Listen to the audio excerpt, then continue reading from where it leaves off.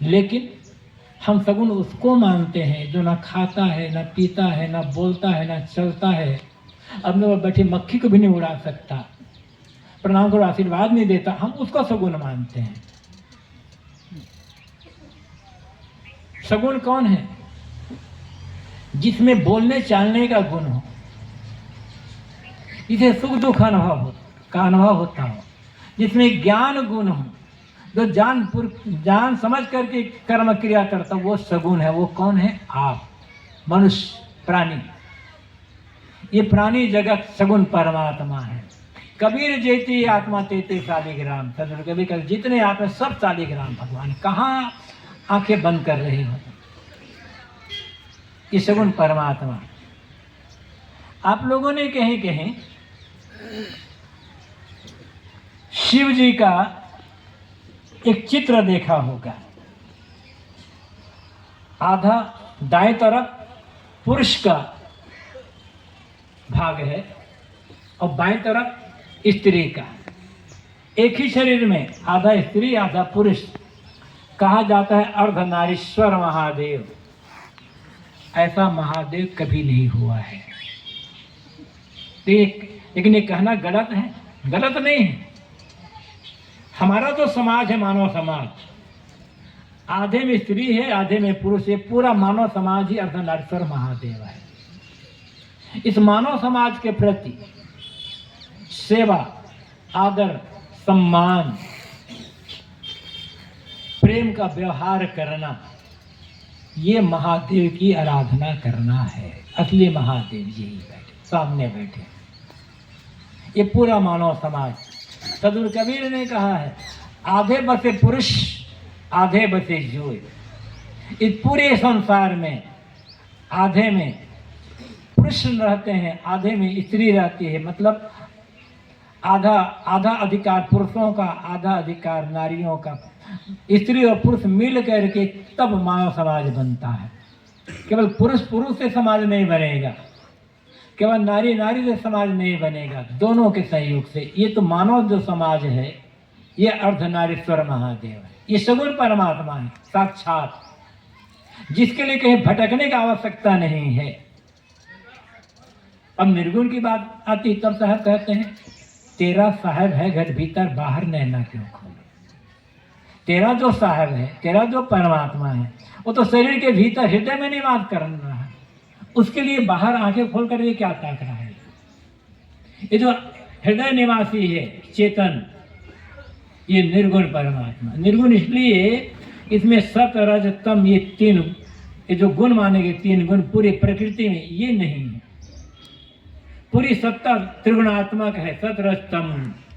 गीता में भी श्री कृष्ण ने अर्जुन से कहा है, त्रैगुण्य विषया वेदा निर्त्रैगुण्य भाव अर्जुन निर्द्वंद्व नित्य सत्सत निरोक्षम आत्मवान। अर्जुन, ये जो वेद हैं त्रिगुण संसार को उपदेश करते हैं। तू इस संसार से ऊपर उठ जा। तो निर्गुण क्या है? सबके भीतर बैठा हुआ जो चेतन है, सत रज तम, इन तीनों गुणों से रहित है। दोनों बात है। सगुण को समझे बिना निर्गुण को समझा नहीं जा सकता है। ये दोनों काल्पनिक नहीं है। क्या ये मानव समाज काल्पनिक है? ये तो प्रत्यक्ष है, सत्य है। और क्या आपका होना काल्पनिक है? आप तो हैं ही। कोई हो या ना हो, आप हैं, मैं हूं। लोगों से पूछो ईश्वर है या नहीं है। कुछ लोग कहेंगे ईश्वर है, कुछ लोग कहेंगे ईश्वर नहीं है, कुछ लोग कहेंगे भैया हमें मालूम नहीं है। ये तीन उत्तर मिलेंगे। लोगों से पूछो मरने के बाद फिर से जन्म होता है या नहीं होता है। कुछ लोग कहेंगे होता है, कुछ लोग कहेंगे नहीं होता, कुछ लोग क्या कहेंगे भैया हमें मालूम नहीं है। कर्म फल भोग, यहाँ प्रश्न करो कि कर्म फल भोग होता है या नहीं होता है। यहाँ भी तीन उत्तर मिलेंगे। कुछ लोग कहते हैं कर्म फल भोग होता है, कुछ लोग कहेंगे नहीं होता, कुछ लोग कहते हैं मालूम नहीं। आप कोई प्रश्न पूछो तीन उत्तर मिलेगा। लेकिन किसी से पूछो तुम हो या नहीं, तो क्या कहे मुझे मालूम नहीं है। कोई कहेगा मैं नहीं हूं, और कोई कहता है मैं नहीं हूं। इसका मतलब मैं हूं तभी कह रहा हूं ना, मैं नहीं हूं। अब मैं ही नहीं होता तो कैसे कहूंगा? मेरे मुख में जीभ नहीं है तो बिना जीभ के बोल कैसे रहे हो? मैं नहीं हूं ये कहने के लिए मुझे होना पड़ेगा, और जो कह रहा है वही निर्गुण है। वो उसको देखना नहीं है, आप हैं। आप सब पर अविश्वास किया जा सकता है, लेकिन अपनी सत्ता पर, मेरे अपने होने पर अविश्वास नहीं किया जा सकता। दोनों बातें समझनी होगी। सगुण को भी मैं कहा, सगुण है प्राणी जगत, ये सगुण परमात्मा, इससे बढ़िया परमात्मा आपको कहीं मिलने वाला है नहीं। और निर्गुण आपके अंतरात्मा, आपका होना, यही है। ऋग्वेद में पुरुष सूक्त है जिसमें विराट पुरुष का वर्णन आता है। गीता में भी विराट पुरुष दिखलाया श्री कृष्ण ने। कहते हैं अर्जुन को मोह हो गया था, तो अर्जुन के मोह को दूर करने के लिए श्री कृष्ण ने विराट स्वरूप का दर्शन करवाया था। लेकिन वास्तविक विराट पुरुष का वर्णन बहुत पहले आता है ऋग्वेद में। सहस्र पुरुषा सहस्र शीर्षा पुरुषा सहस्रा सहस्रपाद सब भूमि विश्वतो वृत्ताद अधितिष्ठ दशांगुलम। ये ऋग्वेद के पुरुष सूक्त का एक मंत्र है।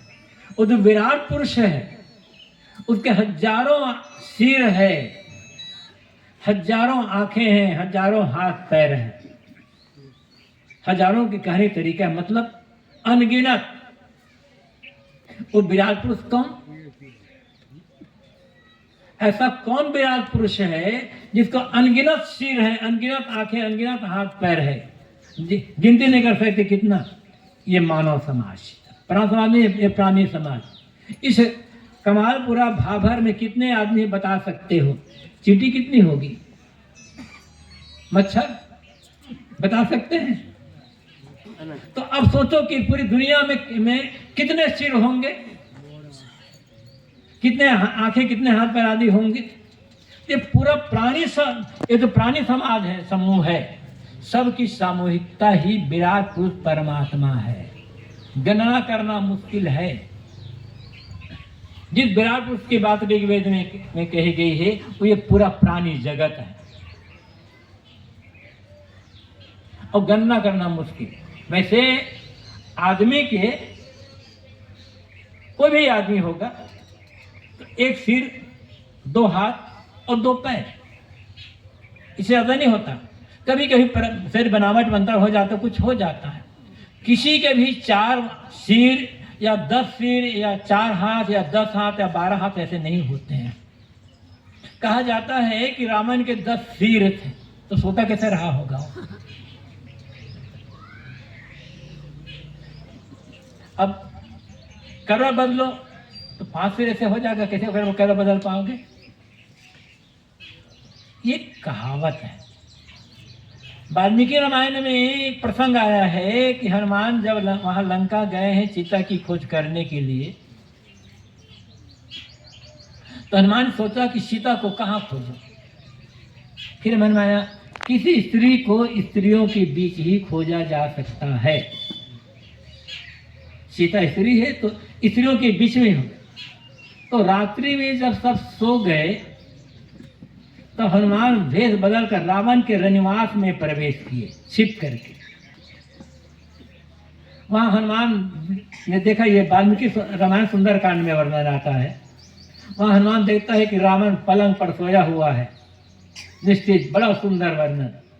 और वहां एक ही सिर है, तो बाकी मुकुट था निकाल कर धर दिया था कहीं 10 सिर से, तो एक ही सिर था। कहीं कहीं हमने देखा हो गया है, इधर गुजरात में तो पता नहीं है, छत्तीसगढ़ में एक स्टेचू बनाते हैं रावण का। रावण भाटा का दशहरा में रावण जलाते हैं, यहाँ भी होगा। तो स्टेचू बना रावण का, और रावण के स्टेचू बनाकर क्या करते हैं, 10 सिर बना देते हैं। वो तो पत्थर है, मूर्ति सीमेंट बना, 10 सिर बना दिए। और 10 सिर बना दिए तो 20 हाथ बना दिए, तो 20 पैर बनाओ। भाई 10 सिर है, गुना तो 10 सिर में तो 20 हाथ तो 20 पैर, तो चलेगा कैसे रावण? कीड़ा मकोड़े थे क्या? रावण के 10 सिर थे, 20 हाथ है, ये झूठ है। रावण भी आदमी है, रावण आदमी था। राक्षस जाति है रावण की। जैसे आज तमाम जाति है ना, ऐसे राक्षस रावण की जाति है। रावण का पिता ब्राह्मण है और रावण की मां कैसी राक्षस है। ब्राह्मण और राक्षस के अंदर जाति शादी हुई थी, तो दोनों ब्राह्मण पिता और राक्षस मां से रावण पैदा हुआ था। इसलिए पिता की ओर से रावण ब्राह्मण और मां की ओर से रावण राक्षस है। इसलिए रावण को ब्रह्म राक्षस भी कहा जाता है। वो ऐसा नहीं था कि बहुत काला कलूटा है, ये वो भयंकर, अब बड़े बड़े दांत, बड़े बड़े नाक, ऐसा रावण। राक्षस जाति, देव, गंधर्व, दैत्य, पिशाच, दानव, किन्नर, ये आदमी की जातियां थी पहले। हनुमान भी बानर नहीं थे। आप कहीं भी हनुमान मंदिर बनता है तो बानर मूर्ति बनाकर ये पूंछ लगा देते हैं। अच्छा, हनुमान बानर थे, सुग्रीव बानर थे, तो अंगद, बाली, हनुमान की पूंछ, तो तारा की, बाली की पत्नी तारा की पूंछ क्यों नहीं है? तो बांदर भी, बंदर की पूंछ होती है तो बंदरी की भी पूंछ होती है ना। तो बाली बानर था पूंछ वाला, उसकी पत्नी तारा को भी पूंछ होना चाहिए था, सुग्रीव पत्नी रुमा को भी पूंछ होना चाहिए था ना। एक चुटकुला का कहता है, जब लंका की लड़ाई समाप्त हो गई और रावण मारा गया, सीता रावण कैसे आजाद हो गए, वहाँ लौटने लगे तो कहते हैं कि राम कुछ दिन किष्किंधा में रुके, क्योंकि सुग्रीव, अंगद और हनुमान सब लोग से जाम मंदिर, तो कुछ उस दिन रुके। तो किष्किंधा की जो बानरियाँ थी वो कहते सीता कितनी सुंदरी होगी जिसके लिए रावण हर कर लेगा था, और राम जिसके लिए इतनी बड़ी लड़ाई की है। सब लोग वहाँ की बानरियाँ सीता को देखने गई। देखने गई तो कही, देखे कह सचमुच इतनी सुंदरी सीता है, इतनी सुंदरी सीता। हाँ सुंदर तो है, लेकिन पूंछ होती तो और बड़ा सुंदर होती। ये काल्पनिक कथा है। तो मैं ये कह रहा था, विराट पुरुष परमात्मा जिसके ऋग्वेद में कहा गया है, सहस्र शीर्षा पुरुषा साक्षात सहस्रपाद। उस विराट पुरुष के हजारों आंखें, हजारों सिर, हजारों हाथ पैर। तो ये पूरा मानव समाज, हजार मतलब असंख्य। वो कहे कैसे, सब भूमि विश्वतो वृत्तवात्, वो पूरी दुनिया में फैला हुआ है। दुनिया में कहीं चलेगा प्राणी, अरे आदमी ने मेरे कीड़े मकोड़े मिलेंगे ना, हर जगह कोई ना कोई कीड़े मकोड़े मिल जाए। तो पूरी दुनिया में ये विराट पुरुष परमात्मा फैला हुआ है, मतलब हर जगह प्राणी है। लेकिन अतिष्ठत 10 अंगुलम, पूरी दुनिया में व्याप्त होकर के 10 अंगुल ऊपर बैठा हुआ है। जब पूरी दुनिया में व्याप्त है तो 10 अंगुल ऊपर कैसे बैठा हुआ है? पूरी दुनिया में व्याप्त मतलब प्राणी पूरी दुनिया में है। अनुभव कहाँ होगा? 10 अंगुल ऊपर। तो 10 अंगुल ऊपर कैसे? नाभि से नापिए 10 अंगुल, आपको हृदय आ जाएगा। तो सगुण परमात्मा बाहर और निर्गुण परमात्मा नाभि से 10 अंगुल ऊपर हृदय। इसको छोड़ करके आपको कहीं निर्गुण परमात्मा भी नहीं मिलेगा, सगुण परमात्मा भी नहीं मिलेगा। इसलिए सदगुरु कबीर ने एक बड़ी अच्छी बात कही है, सरगुण की करी सेवा, निर्गुण का करो ज्ञान। सरगुण निर्गुण से परे कहाँ हमारा ध्यान। सगुण की सेवा करो, मतलब जो जानदार है, जिसे सुख दुख का अनुभव होता है, जो चलता फिरता है, बोलता चालता है, उसकी सेवा करो। जानबूझकर तन मन वचन से छोटे से छोटे प्राणी को भी तकलीफ न दे। जीव दया का पालन। अपने लिए हमें दया चाहिए, करुणा चाहिए, प्रेम चाहिए। अपने लिए जो चाहते हैं वह दूसरों के साथ करना, यही भगवान की पूजा है और यही सच्चा धर्म है। बाकी जो धर्म है, हिंदू धर्म, इस्लाम धर्म, ईसाई धर्म, बौद्ध धर्म, जैन धर्म, ये धर्म नहीं है। कोई भी संप्रदाय है, मत है, मजहब है, परंपरा है, सरणी है। धर्म वह है जो मानव मात्र के लिए बराबर उपयोगी होता हो, बराबर लागू होता है, जिसे माने बिना दुनिया का कोई भी प्राणी सुखी और शांतिपूर्ण जीवन नहीं जी सकता, वो धर्म है। इतना मैंने कहा कि अपने लिए हम जो चाहते हैं वही दूसरों के साथ करना। अब सोचिए अपने लिए क्या चाहते हैं? प्रेम, आदर, सम्मान, सेवा, मीठी वाणी, कोमल व्यवहार, ये चाहते हैं? बस यही करिए, इतना हो जाए दुनिया स्वर्ग बन जाएगी। और इसको ऐसा भी कहा गया है, अपने लिए जो नहीं चाहते वह दूसरों के साथ ना करो। अब अपने लिए क्या नहीं चाहते?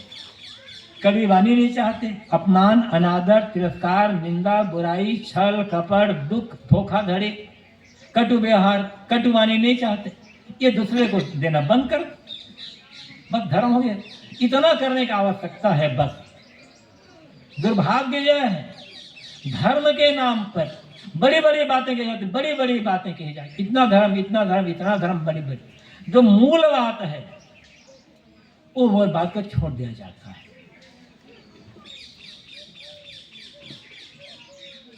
धर्म आकाश की चीज नहीं है, धर्म जीवन की चीज है। किसी मंदिर में खोजोगे धर्म, किसी मस्जिद, गिरजा, गुरुद्वारा, मठ, आश्रम में खोजो धर्म, तो कहीं धर्म आपको मिलने वाला नहीं है। धर्म हमारे जीवन में है, धर्म हमारे समाज में है, धर्म जीने की वस्तु है। और धर्म का अर्थ है जीवन का स्वभाव का परिवर्तन। धर्म का अर्थ है दूसरों के साथ दुर्व्यवहार करना बंद कर देना। एक सेठ बड़े धार्मिक माने जाते थे, अपने को धार्मिक और बड़े पुजारी कहते थे। घर में मंदिर बनाए थे, 2-2 घंटा सुबह शाम पूजा करते थे।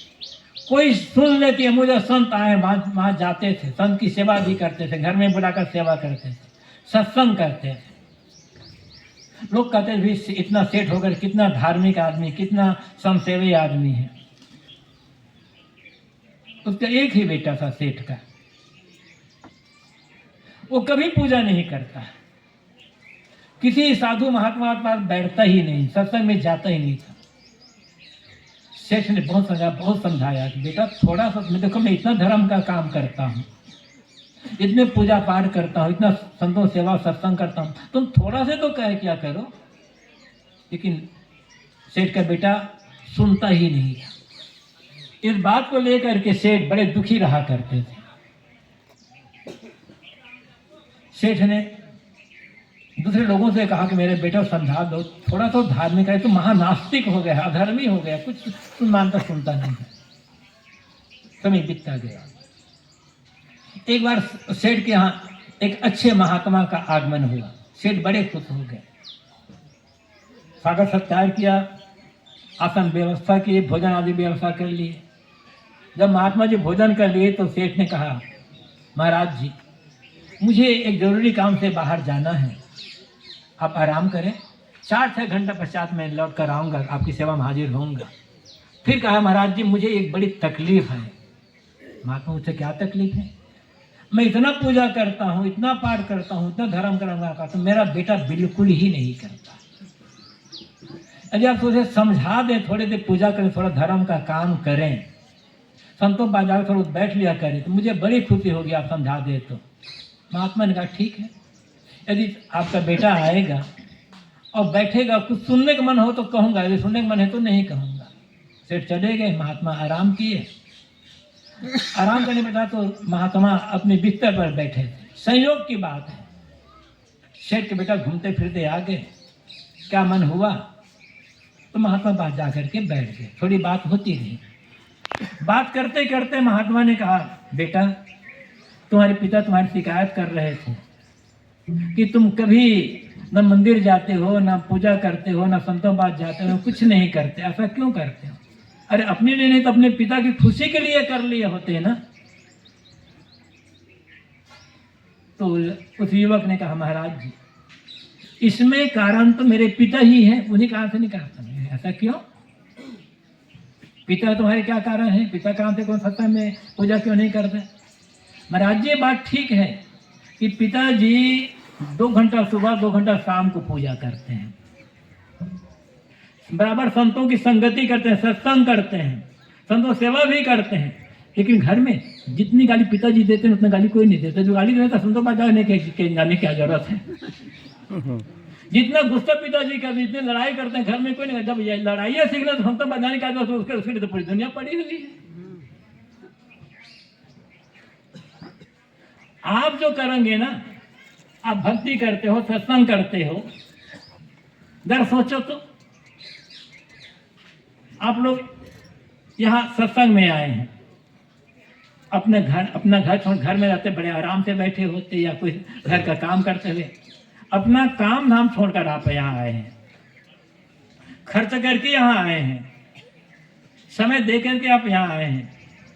अभी कोई आपके घर में जाकर आपके बारे में पूछे कि वो कहाँ गए हैं, अब घर वाले क्या कहेंगे? बड़े खुश होकर कहेंगे। वहाँ कमालपुरा भाभर में सत्संग हो रहा था, वो सत्संग सुनने के लिए बड़े खुश होकर के गए हैं, कहेंगे वो। अब कल्पना करो, यहाँ से जब आप लौट करके जाओ घर में और आप देखें कि लड़के ने बेटे मतलब बहू ने, नौकर ने या किसी ने भी कोई काम बिगाड़ दिया है, कुछ नुकसान कर दिया है, उस नुकसान को देखकर, उस बेड़े काम को देखकर आप गुस्से में आकर गाली बकने लगे, तो आप घर वाले कहेंगे महात्मा को यही दिखाकर भेजा क्या इन लोगों को? हमारी बदनामी होगी ना, आपकी बदनामी।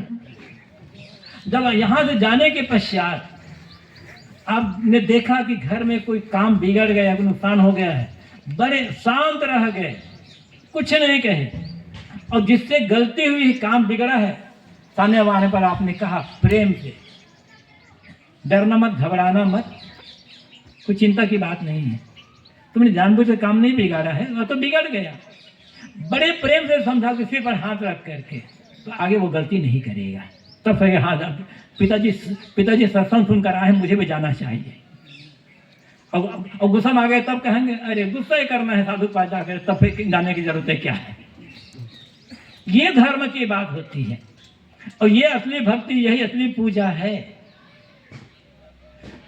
नुकसान उठा करके भी, घाटा उठा कर एक काम बिगड़ने के बाद भी शांत रह जाना, न उलझना, अपशब्द का प्रयोग न करना, गुस्सा न करना, ये धर्म है। ये धर्म किसके लिए है? मानव मात्र के लिए। यही सगुण परमात्मा की पूजा है। बाहरी पूजा कर लेना सरल होता है। जब आपके घर में किस संत का आगमन होता है, यहाँ भी आप आए, लोगों ने कहा भाई बंदे ही कर दो, तो आपने पैसा दिया, कुछ नहीं दिया। घर में आपके जो किसी संत का आगमन हुआ, आप बड़ी सेवा, बहुत प्रेम से सेवा करते हो, और चलते समय संतों को दक्षिणा भी देते हो, कुछ भेंट भी देते हो। ये शिष्टाचार है, व्यवहार।